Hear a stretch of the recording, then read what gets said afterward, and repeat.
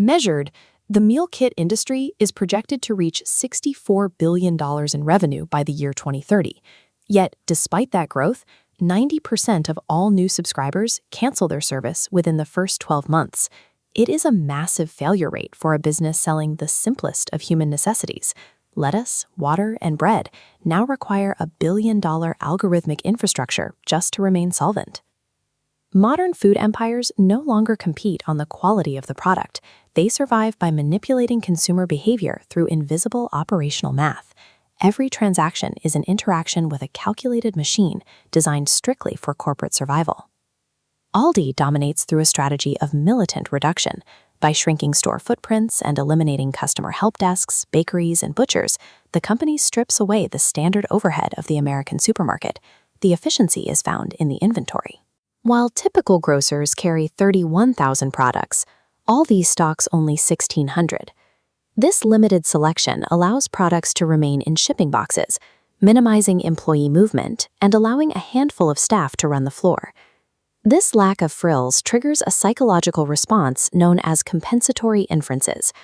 When customers see an unpolished environment, they assume the savings are passed directly to the price of the milk and eggs. This model thrives during financial distress. During the 2008 financial crisis, Aldi saw a massive boom, fueled by shoppers seeking the perceived efficiency of a discount identity. The bare-bones layout is a highly engineered tool designed to enforce that identity. 7-Eleven spent decades as a vulnerable American brand, collapsing into bankruptcy during the Great Depression and again in the 1990s. Its rescue came from Japanese owners who shifted the company toward a high-speed logistics network focused on fresh food. The transformation relied on an operational system called Tanpinkanri. It utilizes demographic surveillance and weather forecasts to predict consumer impulses, allowing stores to swap out their entire inventory on a daily basis to match local demand. Today, the modern 7-Eleven operates as an active data surveillance node, finely tuned to extract revenue from immediate local behavior. The meal kit industry relies on an even more aggressive acquisition strategy, taking heavy financial losses to get boxes into homes. Companies often operate at a loss for the first 6 months of a customer's tenure, spending more on introductory discounts and marketing than the user actually pays back. This chart shows the result. The moment promotional pricing ends, the abandonment rate hits 90%. The extreme discounting is a mathematical trap used to mask a bleeding business model from investors by keeping subscriber numbers artificially high. When organic growth is too slow for Wall Street, companies turn to more predatory expansion. In 2018, the Mediterranean chain Cava spent $300 million to acquire Zoe's Kitchen, a failing competitor 4 times its size. Cava systematically gutted the brand to repurpose its real estate footprint. This takeover allowed Cava to scale at half the cost of building new restaurants from the ground up. In the fast casual sector, hypergrowth often requires a company to act as a parasite, wearing the infrastructure of a dead competitor to survive. Sweetgreen faces a different overhead crisis. Despite selling millions of premium salads, the weight of human labor and fresh prep logistics results in massive monthly losses. Their solution is the Infinite Kitchen, a robotic assembly line designed to replace the human workforce and engineer a profitable margin. This shift toward automation is a departure from the traditional fast casual identity.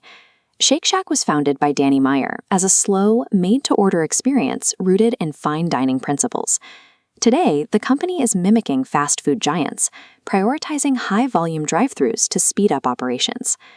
National scale eventually forces brands to eliminate the human element and abandon the very identity that made them popular. When the logistics are this efficient, the actual product is secondary. Liquid Death proved this by turning plain water into a billion-dollar brand. By packaging standard water in aluminum cans and utilizing viral counterculture marketing, they achieved a $1.4 billion valuation. This strategy of psychological framing is what built the world's largest food empire. Ray Kroc founded McDonald's on a 15-cent hamburger.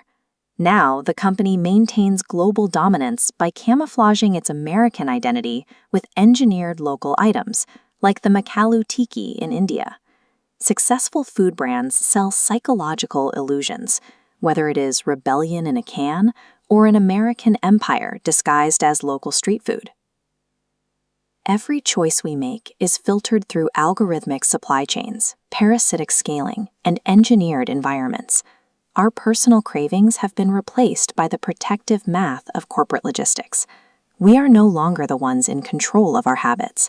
The machine guiding these decisions starts with the data quietly collected by the devices we hold.